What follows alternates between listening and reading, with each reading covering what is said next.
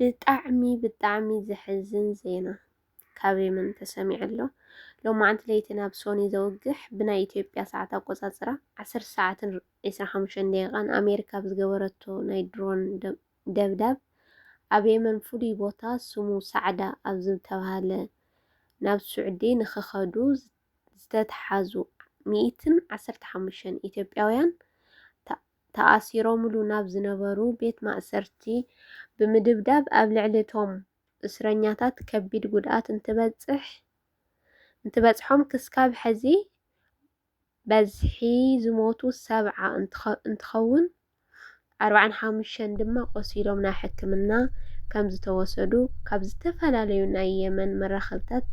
ኣፍሊጦም ኣለዉ። መዓት ቪድዮታት እውን ወፂኡ ኣሎ። ብጣዕሚ ዘሕዝን መንእሰይ ብኾንቱ ይጠፍእ ኣሎ ዘይሕጋዊ ስደት ከብቅዕ ዝቃለስ መንእሰይ የለ ሓላፊ የለ ብጣዕሚ ዘሕዝን ማርያምን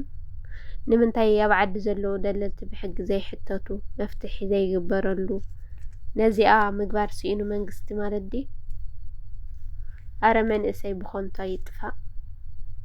ንፈልጦም ደቂ ዓድና ደቂ ሓወቦታትና ኮይኖም ህፃውንቲ ኣሕዋትና እንጠልጢሎም ንየመን ዘምጽዎም ዘለዉ ዳኾይና ኢና ነዚ ምቅላስ ስኢና መናእሰይ መላምል TDF ተጋደልቲ ዝነበሩ ክንደይ መከራ ዘሕለፉ ኣብዚኣ ብዘይረብሕ ኣብ በረኻ ይተርፉ ኣለዉ ኣብ ስደት ኣብ የመን ብጣዕሚ ዘሕምም ማርያምን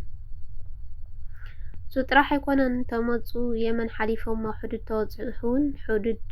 ስዑዳውያን ብጥይት ይብጥስዎም ኣለዉ ኣብዙይ መፂኦም ስራሕ የለን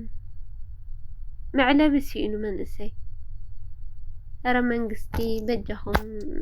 መንግስትታት ዲና ንብሎም መን ከይኒና መንግስቲ